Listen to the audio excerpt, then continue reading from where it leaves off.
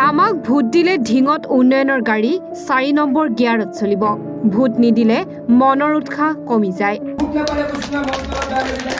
উন্নয়নত বেগ গিয়াৰ লাগি যায়। ঢিঙৰ ডুমডুমিয়াত নিৰ্বাচনী প্ৰচাৰ মন্ত্ৰী পীযুষ হাজৰিকাৰ। ঢিং সমষ্টিৰ ধৰ্মীয় সংখ্যালঘু অঞ্চল ডুমডুমিয়াত নিৰ্বাচনী সভাত বিজেপি মিত্ৰজোঁটৰ প্ৰাৰ্থীৰ হৈ প্ৰচাৰ চলালে মন্ত্ৰী পীযুষ হাজৰিকাই। বিজেপি মিত্ৰজোঁটৰ প্ৰাৰ্থীক ভোট দি জয়যুক্ত কৰিলে ঢিঙত উন্নয়নৰ গাড়ী 4 নম্বৰ গিয়াৰত চলিব। ভোট নিদিলে আমাৰ মনৰ উৎসাহ কমি যাব আৰু আপোনালোকৰ অঞ্চলত উন্নয়নত বেগ গিয়াৰ লাগি যাব।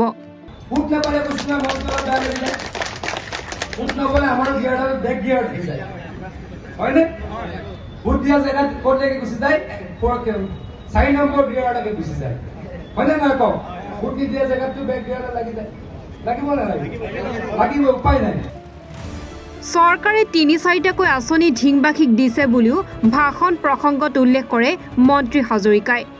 বিজেপি মিত্ৰজোঁটত ভোট দিলে আৰু দুগুণ উৎসাহেৰে উন্নয়ন কৰিব বুলি কথা দিয়ে মন্ত্ৰীগৰাকীয়ে।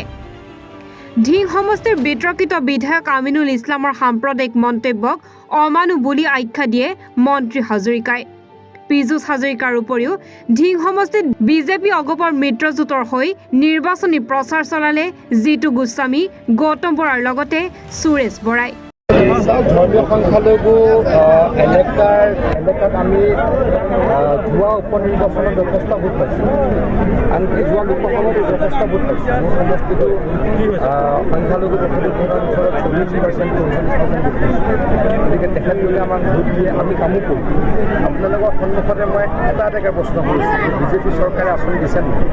সকলোৱে কৈছে যে 3-4টাকৈ আঁচনি পাইছে। অৰুণোদয় পাইছে, মুখ্যমন্ত্ৰী আত্মনিৰ্ভৰ অসম পাইছে, বিনামূলীয়া চাউল পাইছে, কৃষক সন্মান নিধি পাইছে।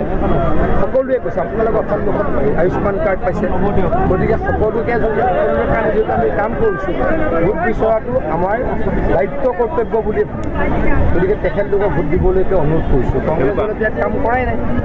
সাংসদগৰাকী জিকাৰ পাছতো এদিনো ডুমডুমিয়ালৈ অহা নাই।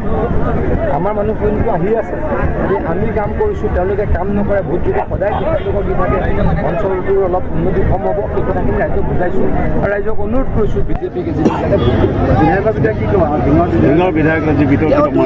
তেওঁতো যিটো তেওঁ সদায় সাম্প্ৰদায়িক কথা বতৰাই আৰু মানুহ মৰিলে মানুহ মাৰিলে যোনে উল্লাস কৰে, যোনে মানুহ মৰা ব্যক্তিক সন্ত্ৰাসবাদীক ছাপোৰ্ট কৰে, তেনেকুৱা ব্যক্তিৰ ওপৰত কিবা ক'ব লগা আছে বুলি মই নাভাবোঁ।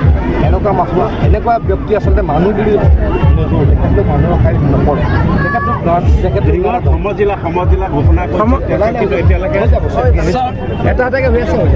ঢিঙৰ পৰা ছাইদুল ইছলামৰ ৰিপৰ্ট, এনি ভাৰত 24।